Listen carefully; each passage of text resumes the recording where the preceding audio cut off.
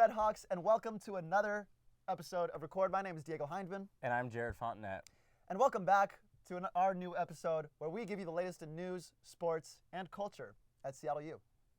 Tonight, we'll be covering the latest events on campus and what's coming up, in addition to investigating Orca cards at SU and the ongoing issue of sex trafficking in the Seattle area.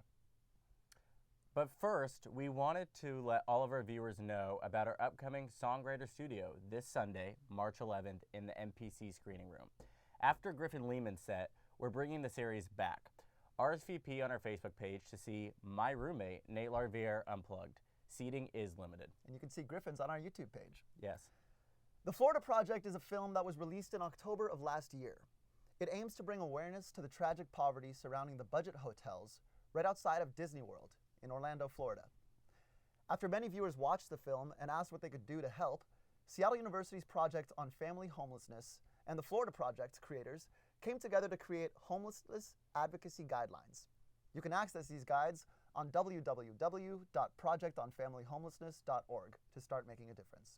Well, Seattle University law student Connor Smith was selected by National Jurist as one of the 20 law students of the year. Wow. National Jurist is a law magazine that is published 4 times a year, and Seattle law students have achieved this honor twice before, so go Redhawks. Congratulations, Connor. Applications for SU's Dance Marathon Steering Committee are open until the end of tonight, Monday, March 5th. So fill them out before you run out of time. Several organizations across SU have come together to simulate the experience of refugees. The event is called Walk a Mile in My Shoes, Standing with Refugees, and is being put on by Alpha Sigma Nu, PILP, IRAP, the Pre-Health Association, and SGSU. The event is made up of 2 parts, which both take place tomorrow, March 6th. The first half is the simulation, which takes place from 12:30 p.m. to 2 p.m. in Student Center Room 130. The group then follows up with an evening panel in Sullivan Hall on the 2nd floor at 6 p.m. You can RSVP on OrgSync to participate. Jared, do you like quesadillas? I love quesadillas. Me too. Do you make your own quesadillas, though? I prefer if other people can make them for me. Well, I've got good news for you and for all of you Redhawks out there. The Outreach Center is giving out quesadillas this Thursday, March 8th. Oh, that's fantastic. Yeah. So stop by Student Center Room 110 between 11 a.m. and 1 p.m. to get them while they're hot. Well, in preparation for SGSU's documentary, The Unnamed Project, which celebrates diversity right here on campus, the Film Society and SGSU are screening a series of films discussing race and gender. This Thursday, March 8th, they will be showing The Palo Malo in the Wyckoff Auditorium at 7 p.m. A discussion will follow that film. Award-winning historian and New York Times bestselling author Dr. Ibram X. Kendi will be visiting campus this Friday, March 9th, to discuss racism. His talk is called How to Be Anti-Racist and Why It Matters. He'll be speaking from 12 p.m. to 1 p.m. in the Pickett Auditorium. And thanks to OMA, the event is free to SU students, staff, and faculty. Wow. Just RSVP and get your tickets through OrgSync. Thanks, Oma. Yeah. That's awesome. It's fantastic. Well, finals week is fast approaching, and Jared, I don't know about you, but I feel not too prepared. What about you? I never feel prepared for finals week, Diego. Well, the Lemieux Library and Learning Commons has both of our backs and all of your backs out there with their annual Long Night Against Procrastination event. Hang in the library tomorrow between 6 p.m. and 10:30 p.m. for drop-in tutoring, games, prizes, and more. That's fantastic. Well, let's have a look at what our athletes have been up to. Last week was senior week for the women's basketball team, and Ashlyn Louie, Jacinta Beckley, and Alexis Montgomery spoke with SU Athletics about their most memorable times as Redhawks. Let's check it out.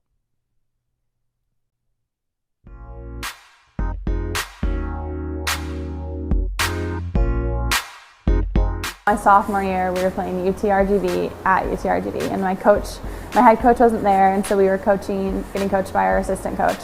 And we had just lost really badly to New Mexico State, and we just thought, okay, this is just not going to go well. And our coach was just like, just have fun, just play for each other.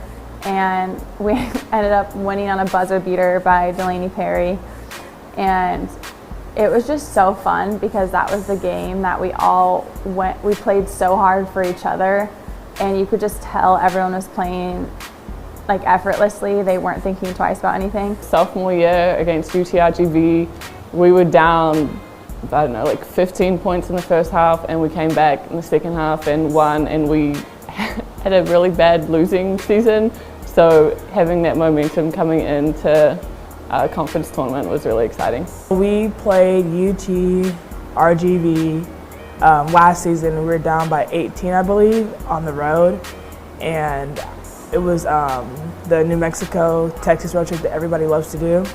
And we went in the locker room down by 18 at half, came back and won the game by 13, I believe.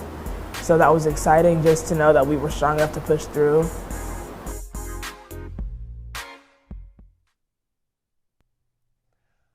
Well, Jared, while we're on the subject of Alexis Montgomery, let's talk about how she's been able to stare challenges in the face this season and dominate them. On October 18th, Montgomery's mother, Pamela, passed away to breast cancer after a 17-year battle. She said it was tough on her and her family, but her passion on the court shone through. She finishes her season as the WAC leader in scoring and rebounding. She's the first SU D1 women's basketball player to record a triple-double. And she's received not one, not two, but 6 WAC Player of the Week honors. Wow. Pretty impressive. Yeah, congratulations, Alexa. And in her most recent game over the weekend, she posted 15 points, 15 rebounds, and 10 assists, another triple-double. Wow. Helping the team beat Utah Valley 83-53. Ooh, smacked them. Yeah, really. As the season comes to a close, she's chosen for first team All-WAC and All-Defensive for the second year in a row. So best of luck to this fierce competitor and the rest of the women's team as they play in the first round of the WAC Championship on Wednesday, March 7th at 8:30 p.m. in Las Vegas, Nevada. That's fantastic. Go Redhawks. And on the men's basketball side, our Redhawks played in their final game of the regular season against Utah Valley. Unfortunately, they fell short, 73-47, but they did, however, make it into the WAC tournament as the number 4 seed. And they will take on the number 5 seed, UTRGV, this Thursday, March 8th at 8:30 p.m. in Las Vegas. Now you can support your Redhawks by streaming the game live on ESPN3. Our baseball team played in Kissimmee, Florida for the Irish Classic and won 2 out of their 3 games. They finished their road trip with an 11-7 win over Notre Dame, advancing their season record to 7-5. And our Redhawks finished their series of road games with our crosstown rivals, the University of Washington, this Tuesday at 6 p.m. at Husky Ballpark. Well, that's it for our sports report, but you can find out more, stream games, and check out news and schedules all online at GoSeattleU.com. Jared, have you ever wondered why UW students get an Orca card with their student ID, but SU students don't? Well, I am wondering that now. Well, one of our reporters, Natalie Monahan, went to investigate that reason. Let's see what she came up with.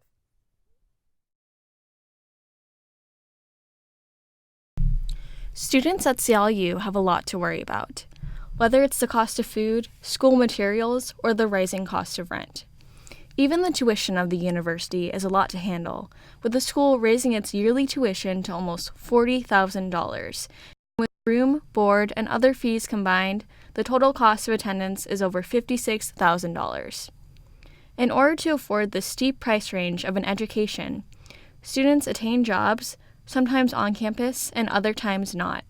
With many students without cars, students rely on the King County metro system to take them to far destinations. One would think that such an expensive school would provide Orca cards for its almost 8,000 students. And it does, to some extent, but the options are limited.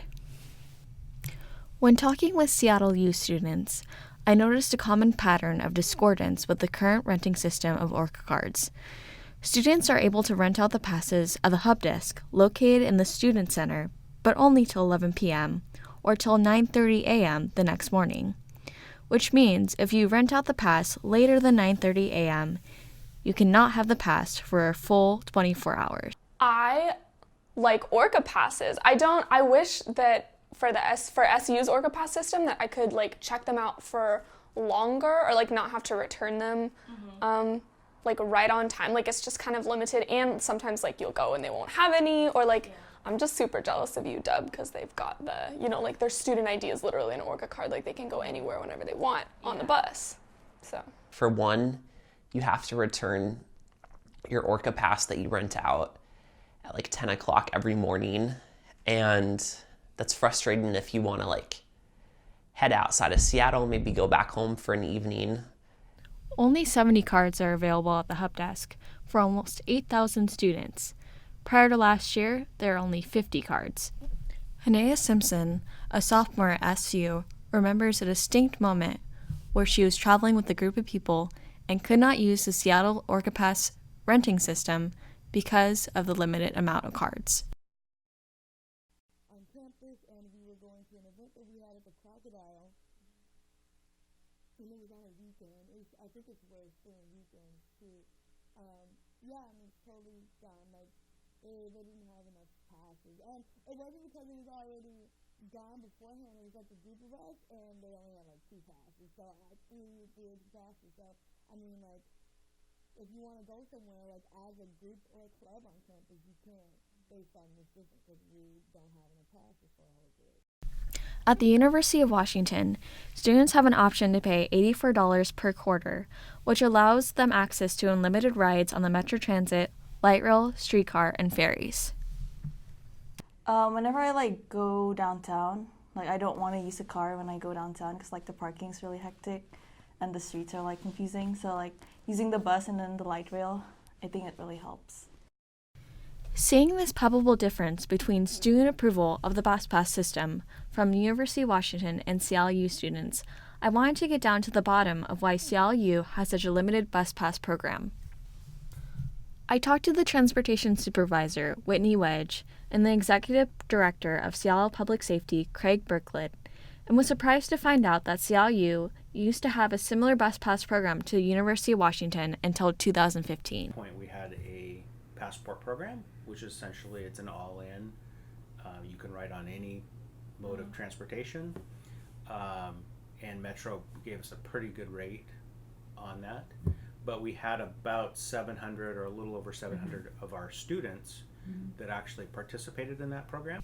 In fact, Public Safety even discussed bringing back the program this last summer, but did not do so because of the high cost.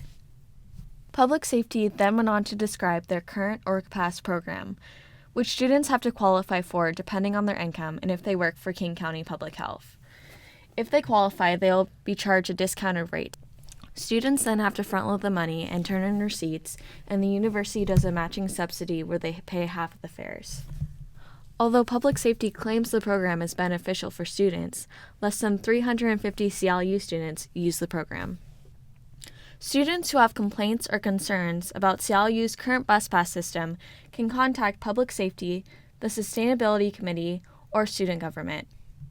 As for now, a stronger communication between the student body and Public Safety might be necessary. This is Natalie Monahan signing off on the Red Hawk Reel.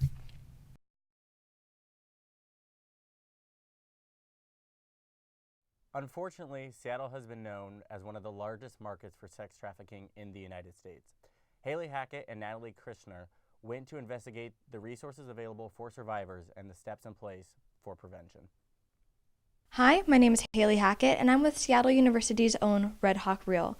Within 48 hours, a runaway is shown to be approached by a pimp in the city of Seattle. With numbers like this, my partner Natalie Krishner and I went out to investigate exactly what resources are being offered to survivors of sex trafficking and what is being done to prevent this issue.